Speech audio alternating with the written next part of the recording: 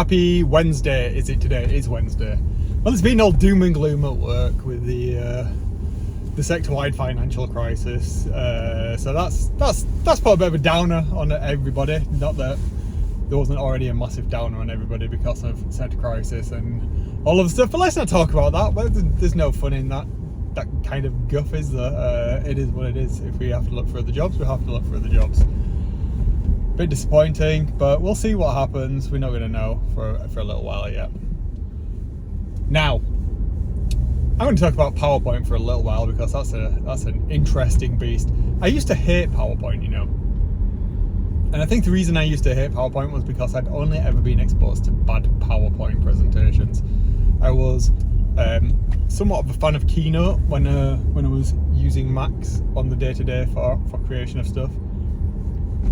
And I kind of fell into a reliance on just doing predisposed stuff that was there, that was available to me. The path of least resistance. It was easier than the stuff in PowerPoint, I found. More intuitive, as most of the Apple software, hardware tends to be. But PowerPoint, now I'm learning more of how to use it, is actually really, really good. And I'm not just thinking about the simple visuals like transitions between one slide and the next. What I've been looking at is how to use visual representation of information to convey that information better than just walls of text, walls of data, to get more interaction with an audience and increase the overall cognitive retention and satisfaction of a learner at the end of the day. That's the important thing, the pedagogy of how you can actually use PowerPoint to elicit that sort of interaction from the audience. And yeah, my hatred of PowerPoint, I think, was born somewhat of the latter days of my own university experience. I was kind of at the end of OHPs, not OAPs, so where people were actually drawing on acetates on an overhead projector, and just PowerPoint and digital projection was starting to become a thing, and it was done very badly, but the technology was very early on. And then through my professional career, certainly my early career, it was used badly. It was like bullet point hell. There was just like point, and people would talk through slides.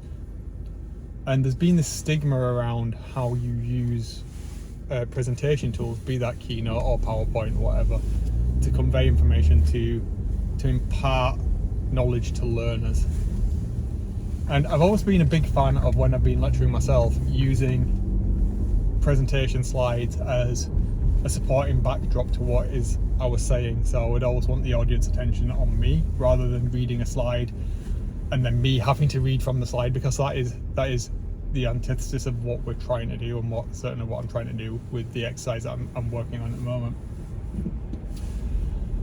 And looking at the ways that you can have interactive elements to highlight or draw emphasis to points, to convey data sets in a more meaningful manner, is really interesting to me, and how I can utilize that in conjunction with other media types, be that breaking out into an explanatory video showing an experiment, or showing a key concept, jumping to another video, or audio explanation of a supporting point of that, is really exciting me at the moment, and I'm enjoying that. It's something that I've used in my own videos very, very briefly on my hobby channel, and it's the thing that kind of has really got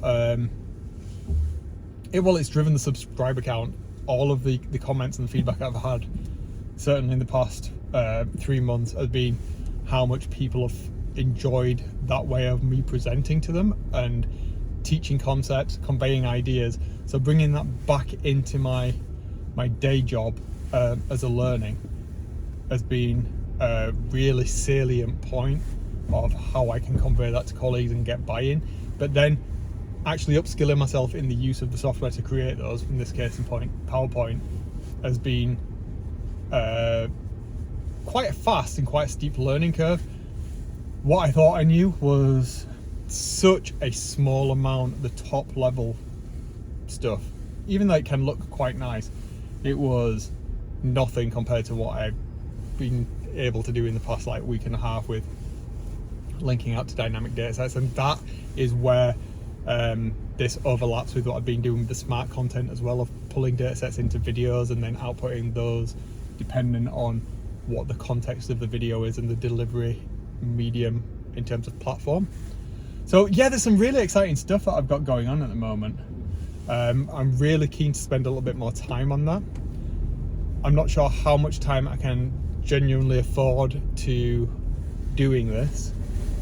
I do think there's significant value in doing it this way. Like I say, the real world experience of doing this on my own hobby channel and getting actual feedback from people that are trying to learn concepts, regardless of what that concept is, that's academic, is really intriguing. So yeah, if you're using PowerPoint and you're creating content for whatever, but to educate somebody about something, I would strongly recommend that you think about the visual design of how you convey that information and how you impart that information through that medium, rather than just doing what you've always done, because that's the fastest, easiest way.